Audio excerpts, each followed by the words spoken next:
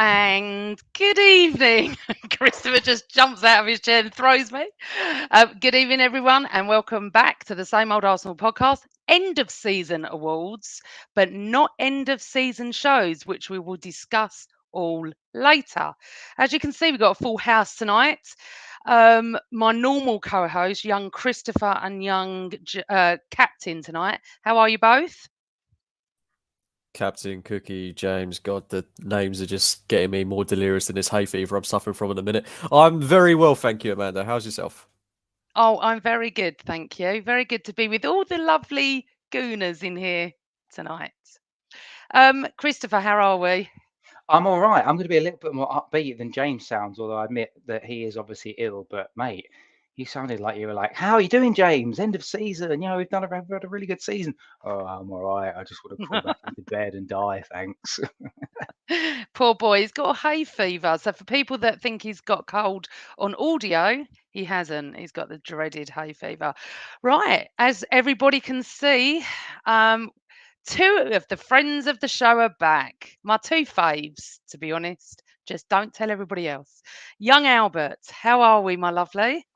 Cool. I ain't been called young since probably 1992. Man, that's a fantastic introduction. Even I don't even say anything, but I'm glad to be back.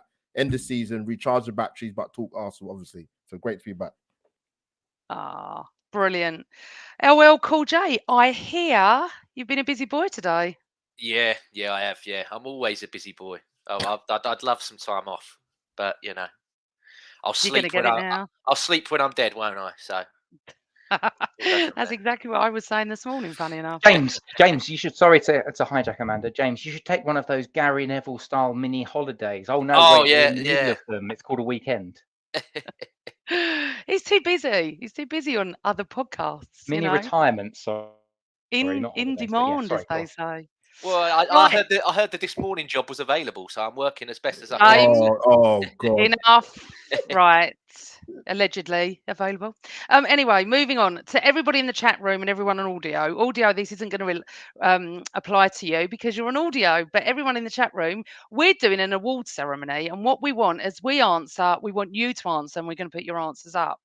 We're going to go through that in a moment. Plus, we're going to we're going to talk about the game first, I think, quickly. Then we'll do the award ceremony, and then please hang on because there's loads of things that I've got to say. Welcome everyone. Pleased to see you all on this beautiful sunny. I'm looking outside at the window. Bank holiday Monday, end of season. We've ended second. What an amazing, incredible, magnificent season. And I won't have anyone tell me any different. You can, but I won't have it. I just won't have it. I've had the best time. Virtually every moment of this season has been amazing, apart from a few. So, boys, if you all want to just talk about Wolves and yesterday, I thought the atmosphere was absolutely incredible, magnificent, just brilliant. I mean, East Stand Upper now's got we've got our own singing section in the East Stand Upper. Let me tell you, I've never experienced it before until yesterday. It was fantastic. It was it was just a lovely feeling yesterday. And obviously 5-0. Listen, Cookie, captain, as you said, you predicted 5-0, didn't you? And it was, listen, Wolves are at the beach, but it was great to see. And what I loved most than anything was to see Saka back scoring the way Saka does. So jump in whenever you want, boys, but we'll start with Cooks, then we'll go to Chris, and then the others can join him. Yeah, I mean, I don't want to sound like I'm being negative, but I mean, it was just so predictable that we were going to win 5-0 yesterday. I just felt like, sunny day at the Emirates, no pressure, nothing to play for. It was a carbon copy of what we saw last season against Everton. And like I said, I don't want to put a negative spin on it because, put that aside, what was nice about yesterday was that it was such a good reminder of how positive this Arsenal team has been over the course of the campaign and how good our football can be when we are free flowing, when, our mind isn't focused on things like the Premier League title. Obviously, that's the mental battle that we've got to overcome because evidently the quality is there. Wolves brought nothing to the table, 0 shots on target, but we were just so dominant. It was perfect in terms of Xhaka getting his goals, perfect send-off for him. And, it's just like perfect party atmosphere at the Emirates. And I think you're bang on in terms of the atmosphere. I mean, I was sat in the North Bank and looking over to the clock end.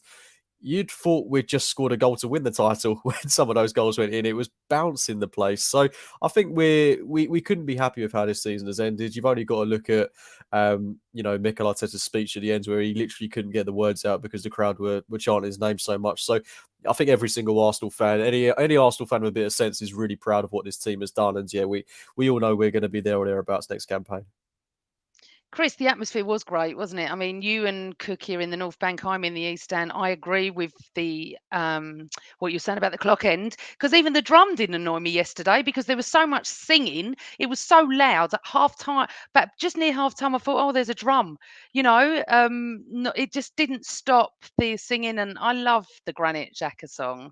Listen, we can all go back years, and you know, I was the very first to say, not first to say, but I was one of those to say when he threw the shirt on the ground and walked off and did what he did, I wanted him out. I would never deny not saying that. However, things can turn around, and boy, have they turned around in the last couple of seasons for him. Yeah, they really have. It was a fitting end. Race, more than happy with that. Can't complain.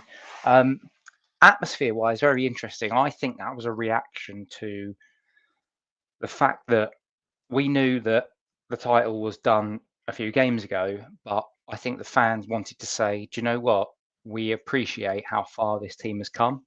And it's a nice ending. It was a nice ending to the way that it actually panned out. So from my perspective, I was more than happy to see that sort of noise. And I'm going to set the bar right now. We're going to have like where people have a swear jar, and if someone puts a penny or a pound in a swear jar, every time next season Amanda mentions the drum, we're gonna. I think if everyone in the chat, if you agree, if we get more than 30 people agree to this, every time Amanda mentions the drum next season, she has to put a pound in a swear jar. Oh, you're not funny. Right, Albert. Albert, were you there yesterday? And James, actually, I don't know if both of you were there yesterday. No, So go go on, on, Albert. No, it's fine. No, I wasn't there yesterday. No, I knew I wasn't going for quite a while because it wasn't the one game I didn't have a ticket for. So and when I did try to get one, I tried once, I didn't try again. But listen, I think it's been a long season. It's good to see. Like, Amanda, we perform well when the pressure's off. I don't say that it sounds a bit negative, but we do perform when the pressure is off, which needs to change. I want them to perform when the pressure is on. You say that, but we didn't perform against Nottingham Forest and the pressure was off. We'd lost it by then. Yeah, no, fair point. But like typically with Arsenal, when the pressure is off, we do kind of we seem to pick it up a bit. But no, listen, I think Wolves, a lot of the Premier League teams that we played against, a lot of teams that are safe, have kind of on the beach a little bit now. So I didn't expect Wolves to pose a problem, and they definitely didn't, to be honest. So it's good to see Xhaka get a couple of goals to sign us. Shame he didn't get the hat trick, by the way. Yeah, because that was a really good chance. Saka on the score sheet, fantastic. Trossard another couple of assists again. Even ESR got one as well. So listen, I think it was. I'd have liked to have been there, but I didn't have a ticket. But it's nice to finish the season, Amanda, with a clean sheet. yeah. As bad as Wolves are, it's nice to get a clean sheet at home. But yeah, listen, it's been a long season, massively progressive. So it's nice to see us get a clean sheet and 5 goals as well. So fantastic. So, LL, what was your take on yesterday? It's not unexpected, is it, that we would win? However, after watching I'd say performance at Nottingham Forest, I know Nottingham Forest had to win that to stay up. And I said it on the last pod, their crowd was absolutely incredible at Forest. And a friend of mine I bumped into outside the Armoury was at Forest and said she couldn't even hear herself think. It was so loud. Yesterday felt not as loud as that, but it felt great yesterday. It was a party atmosphere, as they say, and we played some nice football. And Wolves obviously just came to make up the numbers, really. Yeah, I mean, we got them at a really, really good time. They've got a manager there who doesn't know if he's going to be their manager or not next season. if he does stay, he's been told he's pretty much got to sell upwards of 8 to 11 players to meet their financial fair play regulations. So there's half the players there pretty much, am I playing for my career? Or they know they're moving, so they don't really care anyway. And yeah, we took I've always said go for the jugular when you can at Arsenal. There's times where I've watched Arsenal the last couple of years, especially, where we go sort of 2-3 up, then we think, oh, it's all right now. Where I'm like, no, let's, I want 5, 6, 7s. Let's smash a team.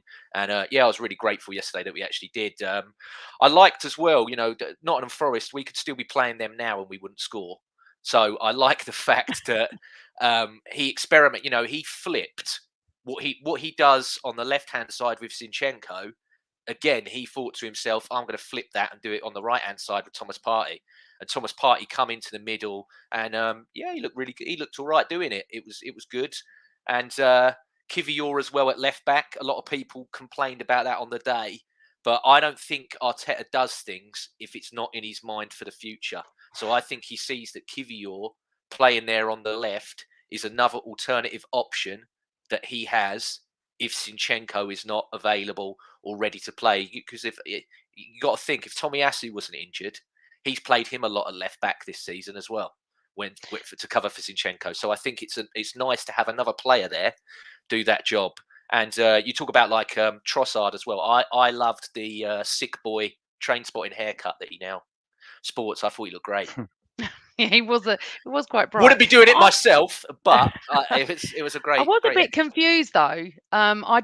I didn't understand why Tierney wasn't playing, and if he is going next season, then why play people who ain't going to be? I know he played okay, Xhaka, but yeah, why play people that ain't going but to he be? brought on ESR, and there's rumours that he's going, which I hope is untrue. So I'm a little bit confused with that. Listen, you know how much I love Arteta, but I am able to sit there and go, why wasn't Tierney playing? He was on the bench. However, he wasn't. Look, we won 5-0. It was a great, really enjoyed watching it. There was not an ounce of pressure. I didn't plutz the whole game. Even when Ramsdale was kicking it round the back, I was fine. We've done brilliant. You knew City, I wasn't surprised they lost because they've got no interest. They'd won the title and they've got the Champions League and the FA Cup final to think about. So if they needed to win, we know City would have won. There is no doubt in my mind on that. Boys, unless you've got anything else to say, should we get on with the award ceremony? I just wanted to follow up on Yeah, what sure. James has said. Mate, you are spot on there. I think Arteta looked at the Forest game last week because, the last game that we played, and I think he genuinely thought, I'm going to just try some different things here. And it didn't work at Forest because maybe the desire wasn't there, but Wolves didn't give him monkeys. But I think you're absolutely spot on. I think he's looking at, we've spent the entire season using inverted left wing back and that's dropping into midfield. So why not just try this with Partey? Because if you notice, there were times when Partey was essentially just playing as a central midfielder. He just flipped it and said, do you know what, I'm going to give it a try. At the beginning of the season, I had my centre half from last season playing at right back so that he could then tuck in if needed, because he's been a centre half for a lot of his career in Ben White. I think he's just decided flip it. And also, maybe I'm just projecting. I do wonder if he's also thought, well, because Caicedo's played as a right back and he's played as a deep lying number 6. So even if we don't get Caicedo, I want some sort of player who I can flip, because next season, imagine if we had the ability for teams who are about to play us to be like, well, we know how they play. Zinchenko's going to play on the left and he'll invert in. So we just need to make sure that we've got a tactical answer to that. If we've suddenly got, well, actually this week we're going to play on the inverted sort of fullback is going to be the right back because it's Caicedo or it's Thomas Partey or whatever it is. It's effectively going to play most of his football more centrally when we're ball dominant. So I think it's Arteta kind of testing, but it's one of those testing without the actual personnel to deliver on it. And so for me, I thought that was just an interesting tactical tweak, because Jakub Kiwior, for all intents and purposes, is a centre back.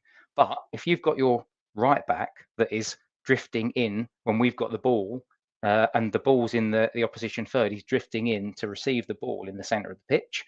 Your whole other 3 defenders move in a little bit to cover the space. So Kiwior is absolutely fine as almost a left centre half. You've got Gabriel in the centre, and then you've got Ben White that is almost playing in behind Partey as we move. So for me, That was a really interesting tactical tweak. Yes, it didn't work against Forest, but I think that's because of game state. And I think Arteta is starting to think about next season. Oh, definitely. That's how he wants to play. It's good for Partey as well. If you look, his athleticism drop off is he's borderline getting to Fabinho at Liverpool levels in terms of how slow he's getting. And he goes on international break with a doctor from the club because his hamstrings just keep popping like mad. So the less running that you can make that guy do, like Chris has said there, it switches to a back three.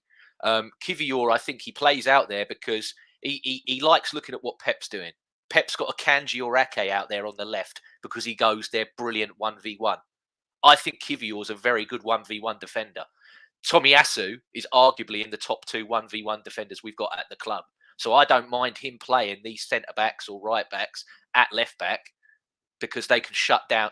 Look at the Liverpool game at home this season. Completely nullified Salah in it by playing Tomiyasu out there, and he done it at the Spurs game as well with Son. Just put Tomiyasu on him, don't give him any yards, and that's it. Eliminate the foot races and go from there. Can I just say one more thing on that, and I will shut up after that. Promise, Amanda. So we're all talking, like we all saw Tierney come on for the last 15 minutes or whatever it was, and probably all of us thought, thank you very much for the memories. You've been absolutely brilliant, but he's going in the summer, and maybe we get 30, 35 million quid, whatever it is, and he's gone. If that happens, I don't think we're going to sign a left back. I genuinely don't think we're going to sign a left back because I think next season Arteta will say, I'm going to play Zinchenko, and when I don't want to play Zinchenko, I'll play a Kivior or I'll play Tomiyasu, because on the right-hand side, I'm going to have somebody else, and maybe I bring White in field, maybe I play Partey, maybe I play Caicedo, and then they'll be the inverted fullback. So I've just got a sneaky feeling we won't sell Tierney, sell Tavares, and buy a natural left back. Okay. All right. Well, that's going to be something for, the transfer chat, hopefully. The window's a bit longer this summer, isn't it? Or is it me? I thought it was like 6 weeks. Does anyone know when it starts and ends? I thought it was mid-June to the end of July. I don't like that it ends after the season start. I liked it when a couple seasons ago, before the first game, the window was shut. I like it. I think you got to have what you want and need before the first game. I think that would eliminate a lot of the disparity, if that's the right word for it, in the league. Okay, so there's a friend of mine in the chat today, nothing to do with social media. He's getting married in August and he's a mad gooner, and my friend is a mad Tottenham fan. He says, I might go Trossard hair for my wedding. I'll tell you what would be better, go red and white, Gary, and I'll tell you now she won't marry you, but that would be quite funny for the pictures, and I dare you to do it. But do the Lundberg streak even, just do that. Yeah. Do red and white, I'm telling you. It would be absolutely hilarious, but can't wait for the wedding, for the gooner wedding, as I call it. Right, before the game yesterday, I don't know where you two were, but outside the Armoury, they had a DJ and they had a band, and the atmosphere was like carnival atmosphere. It was obviously last game of the season, obviously a nice hot day, bank holiday the next day, everyone's in good spirits. We had to get there really early because of Ride for London. So a lot of roads were shut near me that we just had to get out and get into Arsenal. So we were there hours early, and I'm telling you, we weren't the only ones. The shop had like the zigzag queue to get in to get the top. Hundreds of people coming out with the tops and everything. People are moaning in the chat room already about the away kit being blue green. I don't know. I haven't seen it, and until they bring it out, I think they're going for something like we had blue and green in the 80s. It was vile. However, I'm sure there'll be people that are buying this, but the atmosphere outside, they do it so well. It was incredible, and I'm really disappointed to say that I took 2 videos of 2 lovely girls who love this podcast, who are in the chat room, Karen and Fiona. I have got them. I can't upload them, but I will try next week or so. But they came up to me when we was outside the Emirates and just absolutely loved the show, Chris and Albert, Chris and Captain. I'm getting confused with my words. And it's so lovely to meet people that absolutely really enjoy everything that we're doing, and we are continuing through the summer, which we'll go into later. But we really appreciate it, and we appreciate every like and subscribe, every comment. It all means a lot to us, and Yeah, thank you. And Karen and Fiona, I'm gutted because I've watched the videos and they're great. I just can't upload them because I'm IT useless. But I will do. So it's lovely to meet you both. Right, let's get on to the awards, boys and girls. So who wants? What I'm going to do is I'll go last. I'm happy to go last with mine. But if we can just because we've got quite a few. Let's just go. Chris, Albert, James. No, Chris, Cookie, Albert, and James. Honestly, me tonight. Most improved player, Christopher. Granit Xhaka. So interesting. I don't know if anyone else has got this, but most improved player, Granit Xhaka. I didn't think he could do what he did this season. And everyone's heard the stories now about how Arteta went to Xhaka and said, you need to give me something different to what has happened before, or I will find someone else. Let me know. And Granit Xhaka stepped up, and I think with his 2 goals yesterday, he got 9 goals and got 7 assists. Do you remember 4 seasons ago, when we had a midfield of like Xhaka, Ceballos? It was just, and we'd scored like 1 goal from midfield all season. It's totally changed now. We are a team that scores goals from all over the pitch, and Granit Xhaka has been a massive part of it. I thought he was the wrong side of the old fabled age curve, but he has impressed me so much. And I'm kind of pleased in a way that he gets this good send off and we get some money for him. And he probably is not going to be as good as he's been this season. So it's win-win for all parties. So yeah, most improved player for me, easily, hands down, Granit Xhaka. Cooks. I think just on that, I mean, I'm gutted with losing Xhaka. I still think he'd be such a good asset next season. And talking about the amount of contributions he got there, Chris, whoever we bring in, whether it's Rice, Caicedo, the 2 of them, or whoever else it may be, we've got a hell of a lot of goal contributions to replace in the team. Now Xhaka's going to be leaving that void behind. So big task for the summer. But I'm going to go with a slightly different name. I think you could go for any one of Saka, Martinelli, Ødegaard, because we spoke so much last season about the one thing these guys are missing are just more contributions to their name. But because he's got so many goals this season, he's led us, absolutely brilliantly. Martin Ødegaard, I think he's just been exemplary. There's only been a handful of games where I thought, he's not been quite at the level, but in terms of his assists, but the goals, I mean, that's something that, we haven't really seen consistent goal scoring like this in an Arsenal midfield since probably Aaron Ramsey in 2013-14. And I think he's even surpassed what he got. So, yeah, hats off to him. He's been absolutely magnificent. Perfect captain. Love the speech he gave at the Emirates yesterday. Yeah, for me, hands down, our most improved player. Well, I went with Xhaka for all the same reasons, and so I don't need to go into it. And I'm surprised so far, me and Chris have. I agree. It's hard, isn't it, with Ødegaard? They've all improved. They have, but for me, the most improved is Xhaka. LL, Cool J. Yeah, so I thought a lot of you would pick Granit Xhaka, and I like being different. So I've gone for Gabriel Martinelli. Yeah, someone else He in the chat did as well. he got 9 more goals than he scored last season. He solidified himself as the player that we all thought he was going to be from the first time we saw him against Fiorentina. As soon as he made that run against Fiorentina all them pre-seasons ago, I was like, I like this lad. Straight away, I was like, he's special. And he just really, yeah, there you go. Yeah, I agree with Phil. He took his, he moved up to the next level, really solidified himself as a top player in that position. I think most goals from an under 21 player, under 23 or something player in a season. That's sat and like most goals by a Brazilian in a season, I think, in the league or something as well. Really good season for him from that first Palace game where they've got the gift now, haven't they, of where he blows the kiss in that in the pink kit from his celebration. And yeah, I thought he was superb this season, Martinelli. Would have liked him a bit more, sadly got injured, but I would have liked him in the last couple of games. I think he would have easily have smashed the 10 goals. He'd have got double figures easy. Alb? Yes, Martinelli for me. What I wanted to see from him last season, it's hard to say last season, but it is last season. But it's more goals. Simple as that, Amanda. The talent was always there. It's just putting the ball in the back of the net, and he's done that and more. And you know what? There's still room for improvement for me and for him. In the position he plays in for Arsenal, he should have a lot more assists. And what I mean by that is when you watch him play, perfect example, we played Liverpool away. That was a very easy pass to make. That was a headline. It was a very easy pass to make for Saka. And there's been a few games this season where his decision making in terms of assisting hasn't been there, but that can be worked on. And actually, what you'll see with him is you'll see double figures in goals and double figures in assists if he sorts that out. And he's been excellent this season.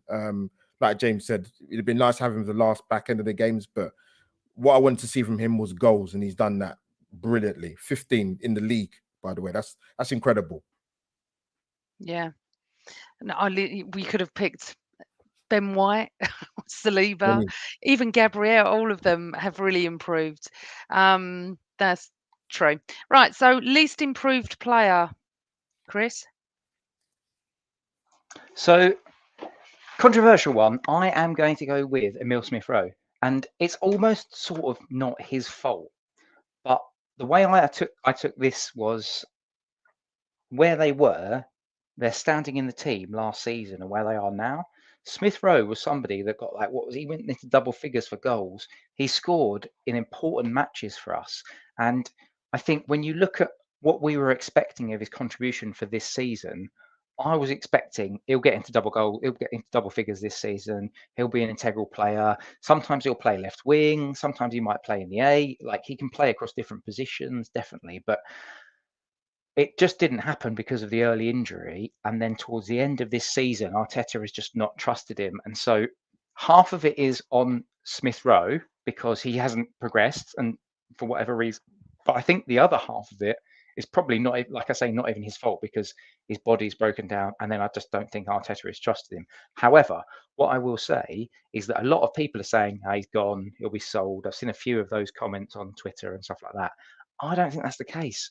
I think Arteta will give him the summer and say, right, you've had your injury, you've had your surgery, you didn't quite make it into the team as I was trying to get a cadence. I was not really rotating that much, but give me a good pre-season and you can bang. You can absolutely do it. I think Arteta will have a little bit more faith in him. So there's people talking about he might be off. I don't think he'll be off. I can see Kieran Tierney being off because of the obvious reasons that we've talked about previously on this pod and other pods. But I think Emile Smith-Rowe is going to get another year next season. I think Arteta is going to try him in different ways, providing he can have a proper, decent pre-season, show his fitness, and then Arteta will give him a chance. I can't believe you're saying ESR, Chris. He's been injured most of the season. I wouldn't have even dreamt of But he him. hasn't improved, has he? He hasn't improved. He hasn't got better than what he was last season. The question was least improved player. Like, he hasn't improved. No? No. But there are people in the chat room agreeing with you, weirdly. Captain. I'm going to go with Rob Holding. And I'm very sorry, Rob, because, lovely bloke, lovely guy. But ultimately, same Rob Holding, same problems at Arsenal. And he is a very consistent player. I'll say that. But he's consistently average. And it pains me to say it, but he has to be one of the first players that we look to move on this summer, without a shadow of a doubt. He should move to, an Everton or a Luton, some team that could really benefit from a player like him, where he's going to play week in, week out, and kind of, just play regularly. That's what he needs. And we've just evolved to a level where we can't be dependent upon Rob Holding. He was fine in some of those games where we played, I think it was Leeds at home, Palace at home, and we came out 4-1 winners in both. But when it comes to crunch time, it's just detrimental to the way we play. And as I say, it's through no fault of his own. He's been a great servant to Arsenal. But for me, it's just been, the same Rob Holding that we've seen year upon year. And now's the time to cash in and move on, I think.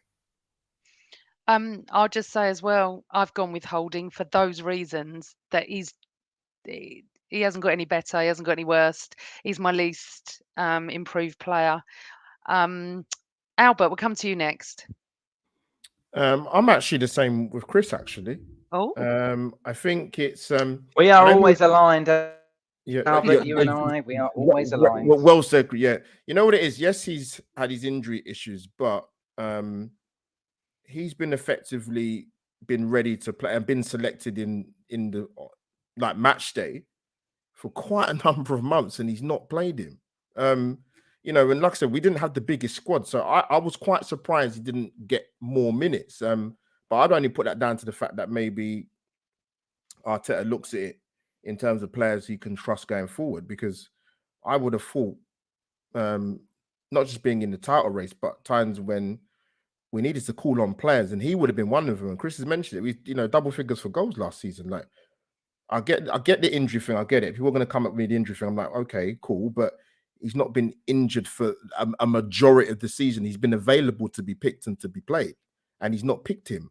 So it's a shame his development stalled a bit in that sense. But whether he goes or he stays, I think it's going to be a question we're going to revisit quite a few times, to be honest with you, Amanda. Okay, fair enough. I'm shocked, but hey ho. LL? Yeah, be shocked again. I'm going with Chris and Albert. Oh my life. Yes, the best ability is availability. Whatever reason, you know, we glow about Arteta on here, you especially. He watches him every single day. There's clearly something he's watching that he's not liked.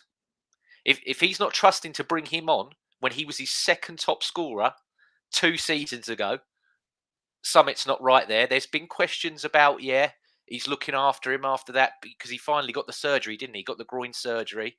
And there's been questions there about his application and his weight this season. I've never seen it myself. You know, I'm not a skinny man, so I don't look at Emile Smith Rowe and think you're chubby. So that's just how I am. But you know, a lot of good shouts as well for Vieira. Can I just say on Vieira yesterday, in that new kit, he looked smaller than what he. That new kit did not help him at all. He looked even smaller. Smaller. I think Vieira's gonna bulk up. Man needs to bulk up. I know Vieira's Saka likes Twixes. Just say to Saka, look, I know you've got about 4 or 5 there. Can you spare? You know, give one to Vieira. He needs a protein shake, not a Twix. Yeah. I keep saying I hope Vieira next season it's his season, but he does need to bulk up. Let's see what happens over the summer. He's a good player. He made a brilliant ball yesterday into the box for Jesus. His final ball and everything is there. It's just the you know, he just got to not get blown over when he runs. That's the next step to his ascendancy. Can I just say, I'm also loving that. That's 3 people, Amanda, to 2. So in this world of democracy, you know, that's a majority. So absolutely.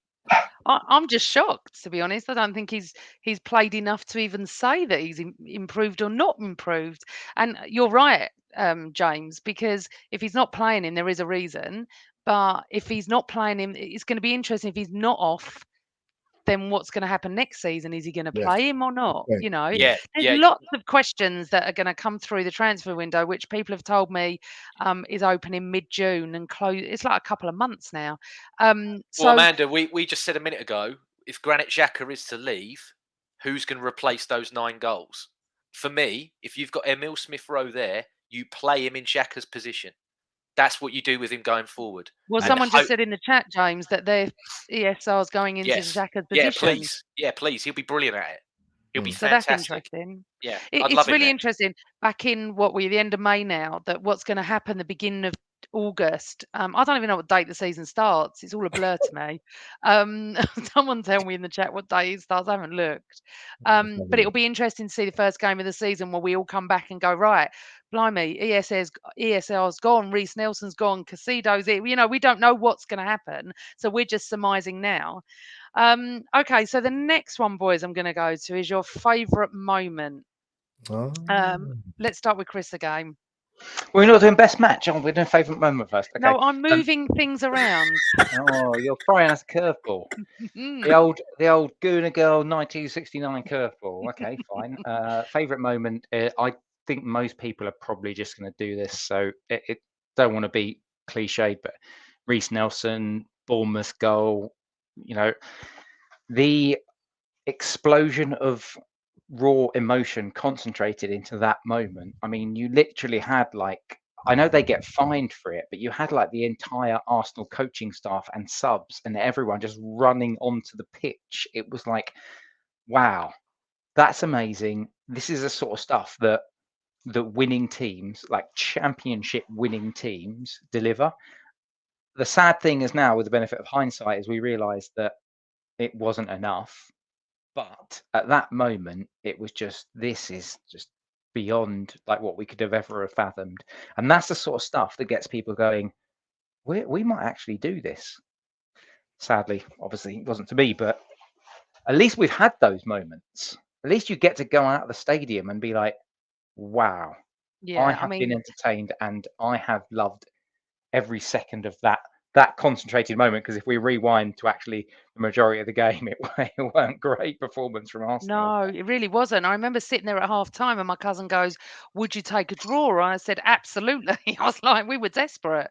We needed to get a point. We were terrible. But am I assuming you're all going for Reece Nelson? Because I've got one to add Yes. to the mix. No? Right, Albert, Yeah. you are. Yes. I am, obviously. It was, if you were in the stadium, Yeah, you've never felt electricity like it. It was to the point where when he scored and we all went mental, I wanted to run on the pitch, even though I'm the East Stand up and about 400 miles away.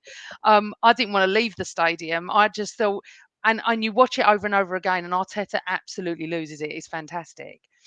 It is the most incredible moment. It has to be. But I'm just going to throw something into the mix. The funniest moment for me was Jorginho and the ball coming off the post, headering in by Emi Martinez. I mean, you've got to think that. I mean, the most incredible was Reece, definitely. I mean, I wouldn't doubt that. But that's the funniest moment because he has given it since he's left our club. He has not been respectful. He really has been not great. And for that to happen, an ex-Chelsea player, honestly, that you couldn't write it. But James, you're saying it wasn't Reece Nelson for you. Sorry, Cookie, you said Reece, yeah? Yeah, I'm going for Reece, but I think just to throw a bit of a curveball in there, if we're going for funniest moment, surely it's got to be Arteta's on the top. I mean, that was just that was doing the rounds. That was doing the rounds. Yeah, loved it. But yeah, for me, Reece Nelson, for both the reasons you said, Amanda and Chris. I mean, being in the stadium, I was there for the Danny Welbeck winner against Leicester in 2016, and this eclipsed that by some distance. It was just crazy. Like people behind me pulling me up, and there's a guy in front of me passed out on the floor that I'm having to haul up, and just getting pulled left, right, and centre. It's just like moments like that you'll go to your grave remembering. They were just unbelievable scenes, and I really hope we get more moments like that again next season. It was worth going 2-0 down, I think, just for that. Just for that. It was brilliant. LL, so come on, if it's not Emi Martinez and it's not Reece, where are we going?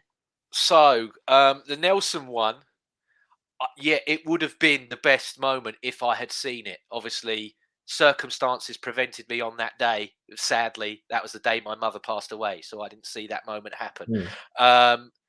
So for me, as a child of the 90s, I've got to say Bukayo Saka scoring a screamer against Manchester United at home was my moment of the season. And you could also add the Eddie goal at the end into that as well. But yeah, for me, that rivalry still is Man United. I won't drift away from that until obviously we're competing neck and neck with whoever this, it could move from Man United to Man City. Hopefully it will. But for me, that Man United rivalry is so ingrained. I mean, them lot hate us so much, they would rather their nearest city rival win everything than us. Which is, I can't fathom that in my head. It completely confuses me, but there we go. And someone asked in the questions there, Amanda, what day does the season start? Starts the 2nd of August at Wembley against Man City in the Community Shield. That's when it starts. There you go. Yes, bro. That's when it starts. Yes, love it. You are funny. Lay that marker down early. Hold on, the 2nd of August. My birthday's the 30th of July, so that's I think it's midweek. the 2nd I think it's the 2nd or the 6th. Must be the 6th because it's the weekend after. Then. Yeah, but normally the charity shield's the week after my birthday. Yeah. The minute we hit my birthday, we're back at football. That's how I see it. Well, we played them 3 times and lost 3 times. I want them slapped. I want a marker laid down. Slapped. Yeah, and that's going to be 2 big trophies that we win at Wembley next season. I'm telling you. Going to win that one, and then we're going to win the Champions League. We're going to do predictions. You're getting ahead of yourself. It's the end of May, Mr. Cool J. Let's go for best match and worst match. So I'm going to start with Albert for this one. Best match. Now, funny enough, funny enough, you had me on to do the review of this game, and I've said to you before, many people that know me, beating Liverpool means everything to me. It really, really does. It's one game we look for every season. When Arsenal started the season well, people say, oh, Arsenal haven't played anyone yet. Oh, Liverpool have had a bad start, but they'll still take care of Arsenal. And when we beat them, that made people stand up and take notice because our record against them was horrendous, home and away, especially particularly away. But yeah, to beat them the way we did and play that second half, we was outstanding. And to beat them, yeah, I was more than pumped to say that, to be honest. So that result for me meant everything. Okay, and do your worst one as well. For me, at the time, it's our biggest game of the season. We knew what was coming up against, and for me, it was the game against Man City. Yeah, you can talk about their juggernauts and this and that, whatever. It was a season-defining game, and I thought it was our worst performance of the season by a mile. I don't think there's any other game. People might say Forest, but for me, that was the time to stand up, Amanda, out of any game of the season, and we didn't at any phase for that match whatsoever. Sorry, I've missed out something here Oh because no! I'm useless. We've done favourite moment. I haven't done worst moment, and the reason it reminded me, Albert, was because my worst moment was not turning up at City. That was my worst moments. It just reminded me. I'm so sorry, everybody. It's You all can right. tell I'm a great host. Just quickly give me your worst moment, not your match, but the Oh, worst moment. that was easy for me. Liverpool away, Firmino scoring that equaliser. I broke my best pen taking down notes for that game, and I threw it as far as I could. I was not actually when that goal went, it was a hard second half to watch anyway. But for them to get that goal was so close to the end. I was fuming. I'll be honest with you. Okay, so mine can I was just jump City in? away. Chris, what was yours? Can I just Yep. jump in on that? And one of the things that I said in our just the private chat that we were talking about, because last season we jumped on this pod and Albert and I were very aligned, or the end of season, because we talked about the moment that just was so gut wrenching for us. Do you remember, Albert? When we talked Yeah. about Newcastle, Yeah. that Newcastle game last season just ripped it out of us. And I was really interested to see what your worst moment is and whether or not we were aligned again. For me, my worst moment was, well, there's a worst match and worst moment, like two different things. So the worst match was the Southampton game, because that felt to me, the 3-3 felt to me like the Newcastle away of last season. It felt like that was the moment. It was like, we've buggered this up now. And that was just ahead of the City game. And so I wondered whether or not it was similar. The worst moment for me, and then I'll give it back to you, Amanda, to move on to the other guys, was the first goal that Brighton scored, because that was the one where any little tiny shred of hope just fully died at home at the Emirates. The life got sucked out of the whole stadium on that first goal, and all of us were just like, "Oh, we're not going to do this. Brighton are going to." Well, I remember turning to a guy next to me and saying, "Brighton are going to skank us again," but they didn't skank us. They thoroughly deserved to beat us because we just weren't there. But it just, that was the bit that just, it like was it sucked every ounce of hope out of me for this season once Brighton scored that first goal. So worst match was the Southampton one because of what it meant, and it was us capitulating on the title, and that individual single moment was that first goal that Brighton scored. So we'll do that then. We'll go worst moment and worst match. Cookie. Are we doing both at the same time? Yeah, we'll do that. Yeah. So my worst moment was in the Sporting game when we lost both Tomiyasu and Saliba, because that has been defining, I think. Because if we'd have gotten just one of them out of that game, I think we're in a much better position. We can play Ben White at centre half. We can play Tomiyasu at centre half. We can have Saliba. We can have Tomiyasu at right back. I mean, there's just options there, aren't there? And because it meant we had to revert to Rob Holding, it's just been yeah, it was a bad time for that to happen, I think. And because we'd put, so much optimism, I guess, in the Europa League by playing such a strong side, it just came back to bite us on the backside, which is what I think a lot of people were worried about. And it was horribly, horribly predictable. But I mean, if we'd have played a weakened team and gone out, people would have complained about that as well. So it's all beautiful stuff in hindsight. But yeah, that was worst moment of the season for me, losing two key players in one game in the space of minutes, really. And worst match, I'm not picking this one in terms of because of how poor we played. But I just left this game. Well, I wasn't at the game, but I turned the TV off.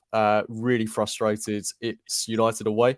Never should have lost that game 3-1. We were a much better team on the day, and that's 3 points that we definitely should have had.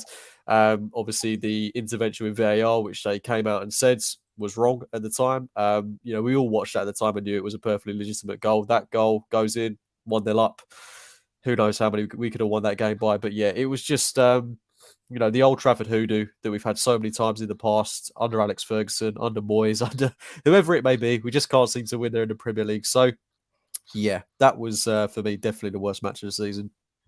Okay, so my worst moment, as I said, was not turning up at City, but my worst match was West Ham, and it was the first away game.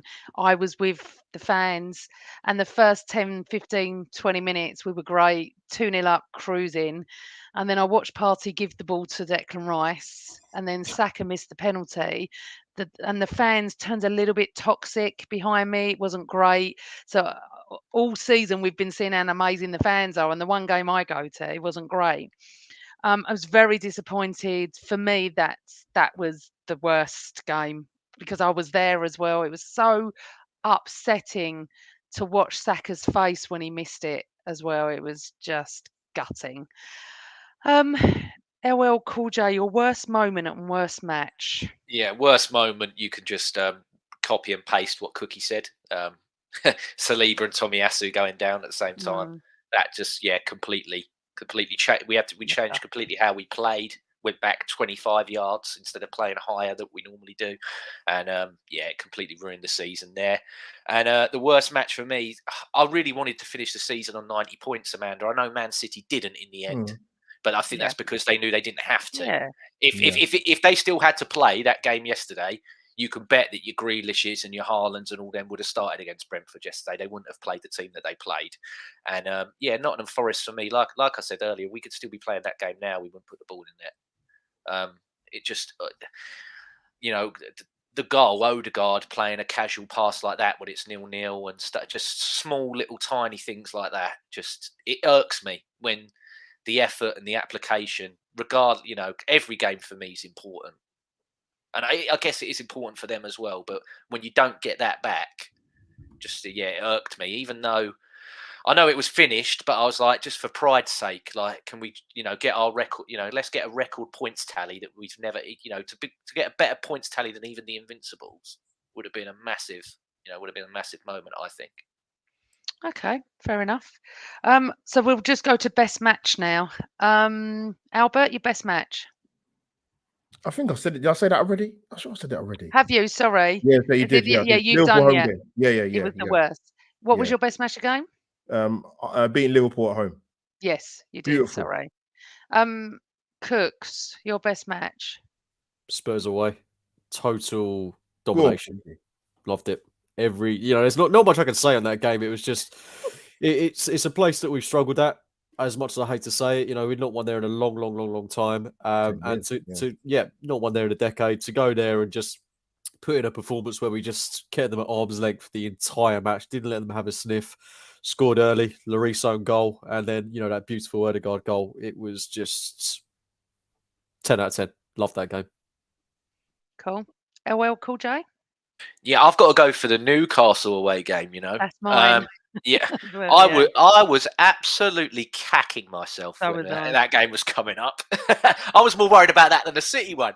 Because I was like, at least City are going to play football. We might have a chance, this lot, And but no, what I liked in that game was we showed our nasty side. And I really enjoyed. I liked the defensive, Granit Xhaka running and making that tackle. Unbelievable. Oh, that has to be the best tackle actually of the season. I think that's what we don't even need to. I don't get the shower with them, so I wouldn't be able to comment. But Newcastle away. I'll end it there. The reason I went for Newcastle away was many reasons you've said, but also because it mattered. We turned up, and we played our hearts out when really lots of pundits and rival fans didn't give us a chance at St James's, and apparently there were amazing They crowd. were waiting for us to lose that game. Yeah, everyone was, and we desperately needed that, and we beat them, and obviously Chelsea a few days later, or it was before, I can't remember. However, it has to, apart from Spurs, it's always Spurs if we beat them away anyway. Newcastle. Christopher, are you going with something different, or are you agreeing with anybody on the panel? I am going with something different, but I'm just gonna. I don't know if I said this on one of the previous pods that we've done, but for Chelsea away, I was in Las Vegas, and the timing was such that it was the early hours in the morning, so I didn't actually get to watch the game. And so I just remember waking up in the morning, slightly hungover, being like, "Oh, please, please, please, please!" And I saw we won, fabulous. For Tottenham away, I was actually on holiday coming back. I was literally on a BA flight coming back from the tropics, and I switched my phone on literally with 86 minutes to play as we touched down. And then for Newcastle away, I was also in France for the weekend. And so I got it into my head, as football fans, as completely irrational football fans do, I got into my head that for big games, if I am away out of the country and cannot watch the game, we win. So You I'm did now go away. terrified for next season because I'm not sure that I can afford for us to go for me to go away that much and for us to win football matches. So none of those, though, for me, I can't choose a game where I wasn't physically watching it, or I didn't have any. All I did was check the score at the end. It has to be Man United at home. That last minute goal, honestly, I was in the ground, and when Nketiah put it in, I sort of half celebrated with my mate. I celebrated with my mate Johnny. Who we're going to try and get on the pod, Johnny Cochran, who does the Arsenal Vision podcast. We're going to try and get him on the pod in a week or so because we're going to do a mini series, but we'll talk about that later. But Johnny and I were next to each other, and he sort of jumped up and down, and he looked at me, and I was almost just stunned. And that's the problem with VAR, because it was like Yeah, elation, yeah, but in my head I was like, VAR rule this out for some yeah. reason. And I then felt when that. it was given, oh god, it was amazing, absolutely amazing. The Bournemouth was amazing for the last minute and minuteness of it, but the United one, that's Man United at home. That's 3 points. That's you getting down to the pub afterwards and you're saying, lads, I know it's only January, but this team could do this. There's something about this team. So for me, United at home. I remember saying to LL that when we beat United, I'd start to get on the train. I was never fully on the train, but I started to believe, because I thought Nketiah's goal was going to be to Tillett. I think we all did because of VAR. However, it wasn't, and that was great. We've had some great times this season. That's why I said at the beginning it's been incredible. Let's do some fun ones, and then we'll go to scores and player. Best chant. Um, the best chant in the ground or away, whatever you choose. Captain, what's your best chant? Saliba one. Easy. That's like the most innovative chant we've ever had, I think. I just love how many people get behind it. I think when we played Bournemouth away earlier on this season, one of the best away games we've had, I think. Just, again, another one similar to Spurs, pure domination. But just hearing that chant in the back of the TV just relentlessly for the entire game, oh, it's fantastic. To be him playing on that pitch, hearing that chant for 90 minutes, must be buzzing. Yeah, I love it, but mine isn't. Mine's a lay, lay, lay. I absolutely love it. I, I, That's I because can. you're a closet scouser. That's Here we why. go. Got No, that closet and scouse. I'm not. I was closet scouse yesterday because I wanted Everton to stay up for my mates. I know it's not good for Arsenal because we don't do good there, but I'm determined to go to Goodison Park next season as long as it's on a weekend. Um, I'm not closet scared. I just love it. I love the Yes, tune. you I are. love everything. Shut up, you. What's your favourite one then? It's got to be Saliba, hasn't it? Like, Oh, you love Saliba as well. oh, like that Bournemouth game. He scores an absolute smashing goal straight after it. And again, I don't want to go back on myself, but we've spoke a lot about Granit Xhaka in this podcast. It took 4 years for him to get a chance. I 4 know. years. Saliba, 4 games. Yeah, you know, It's that's how it is. easier. It's an easier Well, surname. there's that, yeah, but still, I'm like that. It just goes to show how quickly fans were like, "God, we've got someone bloody special here." And we're talking about what's the best signing we can make in the summer. It's him. The most important signing Arsenal can make this season is not Granit Xhaka, sorry, William Saliba's new deal. Yeah, agree. Albert, your favourite chant? Yes, Saliba, easy man, Saliba. Very simple, very simple song, but it's brilliant, catchy. I don't know any fan that doesn't like it. If they don't, then they need to come and drop a something in the chat or what they watch it back on audio, because I cannot like that tune, man. And like James said, man, that goal at Bournemouth was a weldy left foot top bids. And yeah, easy to me, easy choice. The three of you gone Saliba. I've gone LA, but however, the Super Mick Arteta is on par with it. Young Christopher, where you going? Why is nobody recognising this absolute beauty? I am a child of the 80s. And So so am I. when Martin Kemp drops Oh, a video Zinchenko. Yeah. singing his song from Spandau Ballet, but to the lyrics of Zinchenko. Oh, I mean, genius. I tell you something right now. I'm completely biased, but we have the most original fans in the league. There are so many songs that I have heard over the years where where it's originated from Arsenal away fans normally. I remember back in the day, Theo Walcott, he's an Englishman at Arsenal. There's just so many songs like the Nasri, na.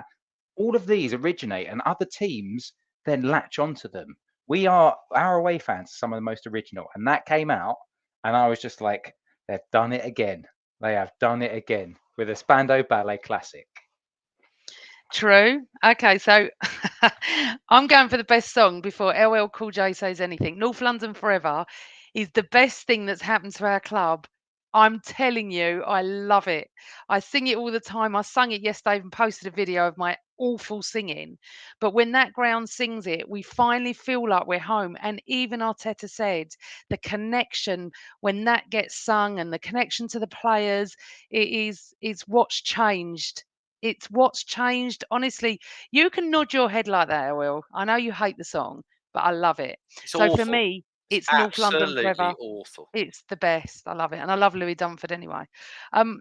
Okay, so what's yours then, James? I've said Saliba. So but we're gonna have best song as well. I mean, you can have Arteta, you could have Zinni, you could change it. You can have two. No. I'll stick with Saliba. I think Saliba's Chants classic. Yeah, it's amazing. Okay. Anyone else? Does anyone else not like North London Forever? I think if they say they don't, they're lying. It's awful. If we need it's a dreadful song.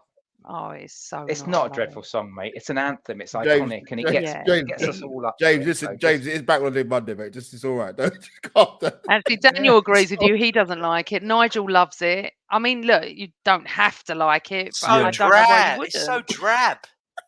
Like you want What to be do you- up. what do It's you not want? uplifting. Right, man, It is uplifting. It's not. Oh, I'd love to. The minute it finishes, the crowd go mental.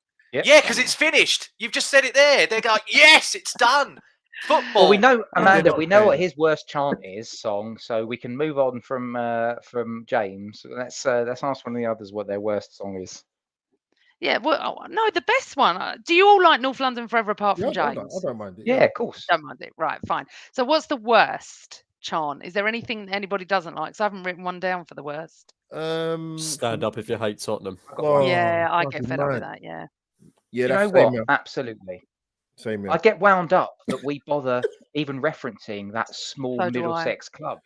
What's And the point? And we They're did irrelevant. yesterday, Chris. We sung it like 3/4 away through the game, and it was like, why? We're not playing them, so we don't need to sing it. We've got Luton at home next season. We'll sing we're at Tottenham. That makes sense, innit? Flipping hell. It does me mad. It does. I don't get it, Amanda. I generally don't understand it. I think it's just habit over the years, and we did stop it for a long time. I haven't heard it for ages, and I even said to Bad Carl, habit. why are they singing this? Ridiculous. But anyway. Yeah, and when they tell you to stand up if you hate Tottenham, please, let's not even. No more, Gooners, no more. Okay, so we're now coming to your player of the season. And we are literally at an hour, so can we just keep it to one sentence? That would be great. Albert, player of the season. No surprise, there's a few, but I'm gonna go for Bukayo Saka. I think his trajectory's been amazing. And At one point, he was only playing the league to have double figures for goals and assists. Amazing, and he'll get better. He's still young. Oh well. Martin Odegaard. I don't think there's anything else to say, really. Is What there? you said one sentence. I've done what you asked. No, I know. I agree with you. Cookie. Yeah, I'm with Albert Bukayo Saka. I'm just madly in love with the kid. Sounds Love him. weird, but I just everything about him. He embodies Arsenal Football Club. Sorry, I didn't mean to make that sound so weird, but No, it wasn't, Jamie. you know what I mean. You know what I mean. People have said weirder stuff about him, mate. Trust me. Don't worry. Well, yeah, your shower comment was up there earlier. Yeah, he is everything to me. Yeah, there you go. Love him. The sweetest song that you could sing, "Oh Baby." Oh Baby. Right. Come on, Christopher. I said it on the 5th of August, 2022. I've got it pinned. Martin Odegaard Period. is going to bang this season. And he absolutely banged. Love him. Norwegian prince. Beautiful. Wonderful human being. Stay with us forever. Get that new deal done, mate. Norwegian prince. So, if this would have been written a week ago, I would have been stuck between Saka and Odegaard. However, what I didn't say on the show last Monday was that I was at Arsenal that morning. I wasn't allowed to say anything for the kit reveal. So where you see Saka standing in the crowd, I was in the crowd, but I'm a bit further down. And the fact that I was that close to Saka, and when he walked down the aisle and I called his name and I said, "We all love you," and he gave me this smile, that is what won it for me at that moment. I'm never going to be that close to Saka again. He was so lovely. Yeah, he And is. everything you see is so true. There was about 200 gooners invited to this photo shoot, and when he came and stood with us, I kept staring at him like a grandmother, because I could be his grandmother. I'm that His old. mum. I mean, Oh, come his on. mum, his grandma, could be his aunt, everything. He's But honestly, the fangirling. boy is so humble and wonderful. You didn't get a And free shirt, Amanda, did you? no, but I got to see it before it was She announced. wanted it. Albert. She No, wanted it. he was looked nice if I on him. shout his name, if I shout his name loud enough, maybe I'll get a free win. So when he walked down, he was supposed to go off and go down the tunnel. We were standing in the Clock End Lower, right by where the Ashburn Army are, and we were filmed there. But he didn't. He stopped everybody, picked up a mic and spoke to us and said, I think you see it on the video, that was not planned. And he just said, "We love you all and we'll see you Sunday." And my heart melted. And I thought, now I'm going for you, Saka. As much as it was always between Saka and Odegaard, the fact that I've been that close and seen how wonderful he was with all the fans, he wasn't being videoed at this point. I'm going for Bukayo Saka, but honestly, Odegaard is virtually joint first for me. I just love them both. We're so lucky to have them. Amanda, can I just say quick? In your comments, there's so many different names. How good is it? I'm going to pin them. Well, Chris will do it now. No, seasons ago, you just say Alexis Sanchez, and that would be it. Do you know what I mean? Because there wasn't a team there. It was just always solely one guy that would just do everything. People have chucked like 4, 5, 6 different names in there. Ben that White. just shows, shows the level of the team. I was going to say Ben White, Saliba. I mean, Ramsdale. I mean, Gabriel's played well. Well, I was just about to say, if you did unsung hero of the season, Gabriel's mine.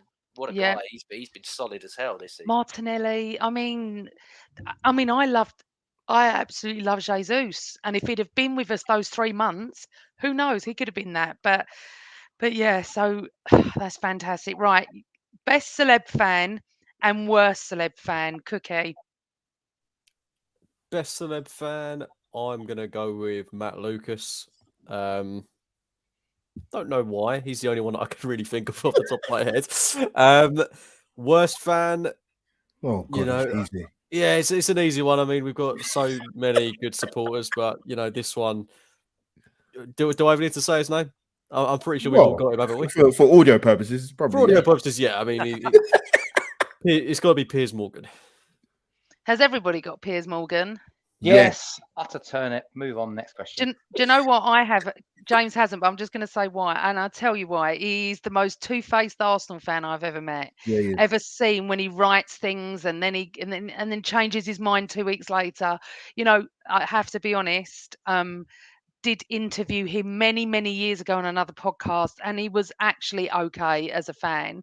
There was nothing. But now he winds me up, so I don't follow him anymore. Anyway, LL Cool J, who's worse than Piers Morgan? Robbie Lyle. Oh, God. Yeah. Oh, God. Yep. Yeah. Honestly, you. Amanda, let's not go there. Let's not go We're there. not. That's another show, James. You're We're not gonna gonna. You're not. You're carry not gonna. on. You're not gonna win this argument with me. And That's absolutely fine. best You are celebrity entitled fan. to your opinion. Best celeb fan. I was gonna have Laura Woods. She's in there a lot, but I'm gonna Yeah. go. I'm gonna go for Super Kev purely on the reason, like I mentioned earlier, when my mum passed away, he sent me a private video that I've kept. I've only watched it twice. I can't watch it more than bless 2 him. times. Yeah, but that's the thing. He's never met me. He's only ever done podcasts and stuff with me, and to send me that, God, oh, shit. unbelievable. Yeah, Kev's a wonderful fan, and Kev will Yes. be on in the summer. He's coming Go on, on Kev. Go on, Super for Kev. a one-to-one with me.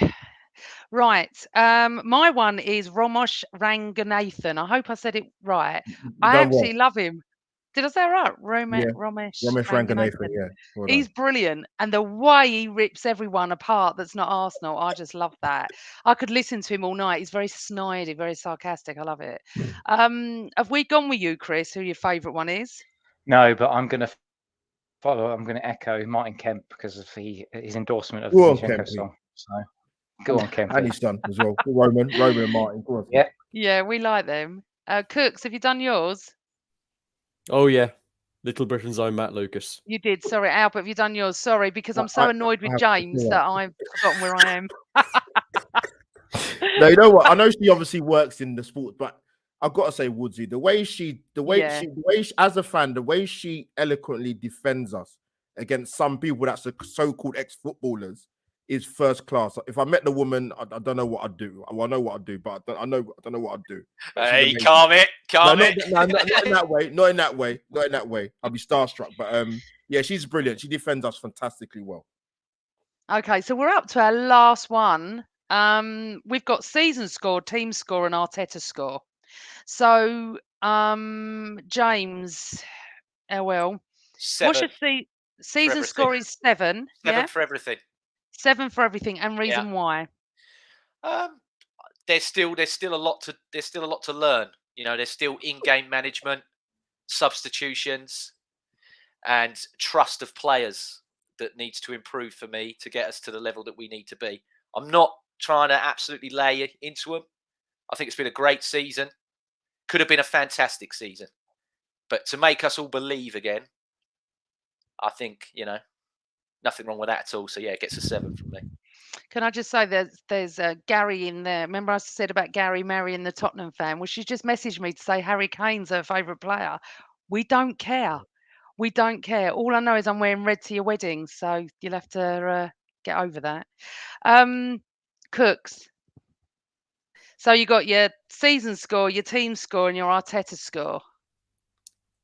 I think I'll probably be similar to LL Cool J in that I will go 8 across the board because I still think, focusing on the negatives first of all, there's still that little bit of a mental fragility that we can't seem to shake. I really hope we get over that next season, and then we're going straight to a 10. Going out all of the cups so early, I was really disappointed with that. It definitely would have been, a 9.5 if we'd be finishing second and had a Europa League to our name. That would have been an impeccable season. Even an FA Cup would have been unbelievable. But this season, in terms of the performances we produced, the belief I've had within the team, how young this team is and how excited I've been, to give it anything less than an 8 from my point of view would be doing this team a disservice, because I think, we're not even close to the peak of our powers at the minute yet. And that's why I'm so looking forward to next season. So yeah, for me, for everyone, 8 across the board. Chris? So mine, I thought long and hard about this one. I've gone into decimal points. I've given it a 7.5, and the reason I've gone into, I see Albert chuckling away. He's like, "Fucking hell, mate! You can't just make this simple, can you?" No, I can't, Albert. The reason I've given it a 7.5 is because for 75% of the season, we were brilliant. This was an absolute elite football powerhouse that was racking up what was the equivalent of like a 98, 97 point season. We were smashing everyone to one side. And then that international break happened, the injuries happened, and for the final quarter of the season, we were rubbish. So for me, it's a 7.5 based on that Klingon style. No, not Klingon. What's Mr. Spock? Logical. Yeah, Klingon. He's a Vulcan. It's a Vulcan style logical approach that I've gone for. Albert? 7 across the board, Amanda. Great football, great atmosphere. Didn't secure top 4 last season. Didn't secure the league title this season. Very progressive. Champions League second and challenge for league title, but not successful because we didn't put no silver in the end of it. That's really interesting. I've gone higher than all of you, much higher. 10. So for my season score, I've gone 8.5. For my team score, I've gone 8, and for Arteta, I've gone 8. How can the season be 7 when we're second? So where do you go? So you can't the only other higher one is 1, and that would obviously have to be a 10. So where's 8 and 9 coming in, you lot? If we'd What have won would a you have cup, to do? Trophy. Well, yeah. so trophy. for Arteta, so for me, for Arteta, it's an 8 because I think Arteta has got more out of the team. I think the team, because of its injuries and the squad composition, I've gone for Interesting. 7.5. Yeah. Arteta, I give an 8. But what I would say is that the reason it's not a 10 from Arteta is because as good as he was, we still all have question marks about his use of rotation at the end. And that's why we fell short, because we've had some players that we feel like Saka, brilliant yesterday, but ultimately he did fade away a bit. And we've had players come away from injury, and people are talking about how Pep's rotated he's rotated the most because he can, but ultimately he did rotate, and he does know when to pull players out so that they're ready for that latter part in the season. So I think Arteta with rotation, still a little bit of learning to be done. And I think there's been once or twice where we've all talked about it in our own WhatsApps and messages that on substitutions, there's been a couple of instances where a few of us have scratched our heads a bit. So for me, you can't give him a 9 or you can't give him a 10 because he's not won everything. No, You can't I give him definitely a wouldn't have 9 because of some of the issues. So therefore, I think for Arteta, for me, it's an 8. And then for the team, it's a 7.5 because of, as I said, brilliant 3 quarters, not so great final quarter. I'm going to argue. He'll earn Carl. his money next season because you've got 3 games a week and it's 3 Yeah. hard. It's not Europa League where you've got. He's got to, hasn't he? The Well, standard. well, that's why the additions are so important, because there's a lot of players in that team that we've got at the moment that aren't 3 game a week players, sadly, and that's why we've got to improve. I'm not arguing, Carl. I'm just surprised. I just want to know. Come on, Carl. I mean, a 10, would that have to be a treble or something? For No. me, it's been an Yeah, amazing yeah. season. 10 would have been the quadruple. Yeah, Quadruple, yeah. Yeah, exactly. But anyway, right, we've done all our awards.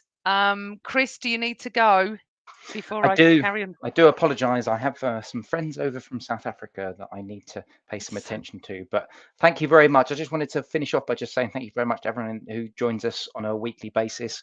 We love you all. We love the interaction. We love the chats. We try to get through as many questions as possible. So really, really lovely to have you guys on. Lovely to see Albert and James as well. As always, let's get to a game next season. All of us will get together. Maybe all of us will get to a game. We'll get a little picture. I'll let you know the fixtures. People coming. You know what? If you're guys in the chat, if you're at games and you want to let's all just get together and just have a few drinks and stuff. We could have a live podcast really somewhere. Keen to have a chat. I don't like that. Where are we going to film it? Well, exactly. I just wanted to say, just as I wrap up and disappear off, I'm going to do a weekly sort of transfer related podcast, like short, sharp, 30, 45-minute session every single Wednesday, starting from next Wednesday. They get a whole wide variety of friends, mates, people on there. I'm going to drag that. He doesn't know it yet. I'm going to drag Albert on. He doesn't know it yet, but I'm going to drag James on. I'm going to WhatsApp him and message him after this. So join us over the summer because we're still going to do lots of stuff. We do. Apologies, bit of a hijack session, but I need to disappear off and let the wonderful James and Amanda take us through to the end. But love you all. Bye, Chris. Thank you. Have a good one, mate. And then there were 4. And then, we get nearer the screen. Right, everybody. Yes, so Chris is going to be doing weekly Wednesday shows. I'm going to leave Chris and Cooks to get on with it. Some fantastic guests coming on. I'm doing my own shows. So this is where I was going next. So what I'm looking for, I did a Fans Around the World show and it was brilliant. So I need everybody on audio, anyone that knows anyone, to email sameoldarsenal@gmail.com if Fans Around the World. I want rival fans. If you can recommend anyone, I've got loads of Tottenham and Everton and Liverpool and United mates, but someone different would be good. Fans in the UK, so England, Ireland, Scotland, Wales, that sort of thing. I want to do that as well. People that don't get to games. I'm having a Gooner Girls podcast. I've already got 2 guests. We've got Jobo and Sophie coming on. And I need another 2 girls. So if anyone can recommend any great Gooner Girls that I don't know, please feel free to email. And also, I'm going to have other podcasts coming on. Guns and Yellow Guns and Yellow Ribbons are going to That's come it. on. Fergus and Maya Oh, Fergus and Hildy. Trev. As I said, Kev's coming on. There's going to be lots of things going on. So what I would advise all of you to do is subscribe if you haven't, because you're going to be alerted to Chris's shows. You're going to be alerted to my shows as well. So we're all going to just keep going, and we're probably going to offer more shows than we do normally during a season. Cooks is going to come on when he can, but he's got a busy summer. Oh, that is so lovely. Phil has just said, this pod is now much loved part of my Arsenal life. Thank you all. And, Oh, Phil. we would like to say as well on behalf of Chris, Cooks and I, that the support we've received since we've taken the channel over has been incredible. The social media side of it, the fact that people have come up to me outside the stadium and going on about how much they love the pod, and Cooks, I forgot to tell you this, they were saying that they find it cathartic that if we've lost, we go a day later and not the same day, because we're all calm, a bit more calmer. Because me and Albert used to do a lot of post-game shows, didn't we, Albert? There was times where we were just a bit mental. We were just a bit mental all over the thing. But it is the end of season, but it's not the end of the same old Arsenal, is it, Cooks? No, definitely not. I mean, like you say there, you've got plenty of shows in the pipeline. Chris has got plenty of shows. Now I feel guilty for not doing my part. But yeah, as you know, I've got a personal commitment in the summer, which I won't go into detail about. But I will be switching between Amanda and Chris's shows as often as I possibly can do. Hopefully go on once a week. And yeah, looking forward to it. Transfers, guests, and loads of optimism about next season. What's not to love? And for everyone that knows me, knows I won't be on the transfer shows. I still hate talking about possible transfers. I'm not changing my mind, even though I'm nearly 54. Until it's on teletext, you ain't having it. Yeah. Until it's on that yellow line, I'm not having it. You know that, or my dad calls me, I'm not having it. So sameoldarsenal@gmail.com for fans around the world, rival fans, fans in the UK, Gooner Girls. And as I said, other podcasts are coming on. I really look forward to having. And Barnaby's not in the chat tonight, and he's a United fan. I'd love him to come on. He seems to be our thing.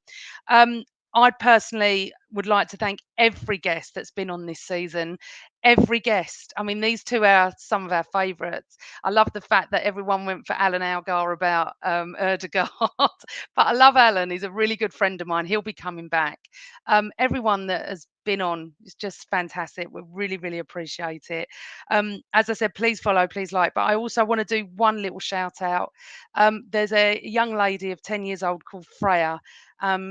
Daniel's daughter. She is non-verbal and autistic, but loves watching football on the TV. And I've promised to give a shout out, and I want to do it now, to say that I hope she enjoys this show if she gets to watch it, loves the fact that she loves football and the colours and everything. And Daniel's also said if anyone has got any other children, that have just been diagnosed, you are welcome to contact him.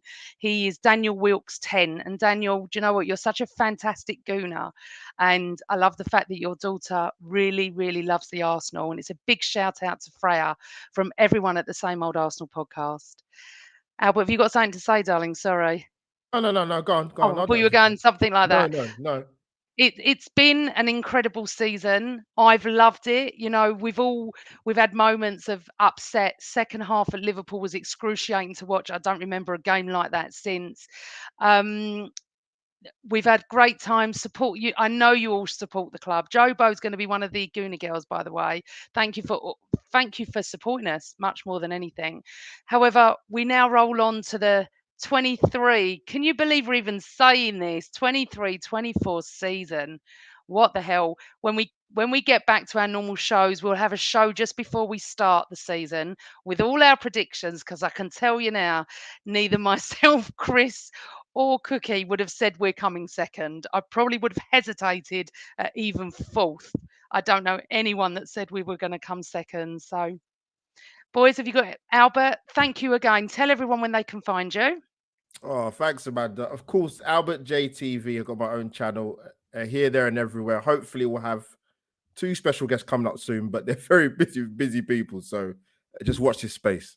Go and follow Albert. He's absolutely brilliant. He does lots of videos from the game and post-game shows, pre-game shows, and he offers brilliant insight as well.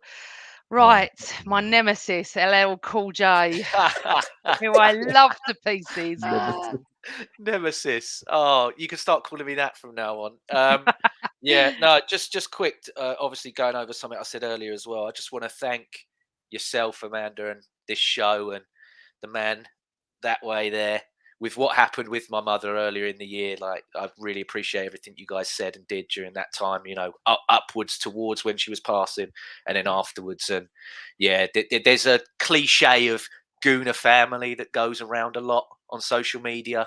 It's like the word legend is thrown out there a bit too much for me, but they're really, you know, when you need people around, you know, when there's times like that and you get people like that, I was grateful to have that community around me. So yeah, thank you very, very much. You're welcome, darling. We love you. You know Well that. said, well said. Cookie. My love nemesis, yeah. You're my nemesis. And it is true. When we needed, and I was very upset for you that, you know that, James. Right, that's it, guys. That's it. Season over. We've ended up second. Disappointing in the cups. Not disappointed in the league. We've had a great season. Here's to the next one. Look forward to seeing you on our summer season. Not sure when it's going to start. As I said, please subscribe and please leave us comments on YouTube and everywhere else. This show has been amazing for us as well to interact with you, because this is what we want. We want all the interaction, and it's lovely to see everybody in the chat room. And yeah, enjoy your summer, guys. And just remember, what am I going to say, Cookie? What am I going to say? I hate LL Cool J. I don't know. What are you going to say? Oh, we know what you're going to say, man. Don't you break into that song. Don't you dare break into that song. I've not got the worst voice ever. I'm going to let Cookie do it. And remember, guys, always Arsenal. Good night, everyone.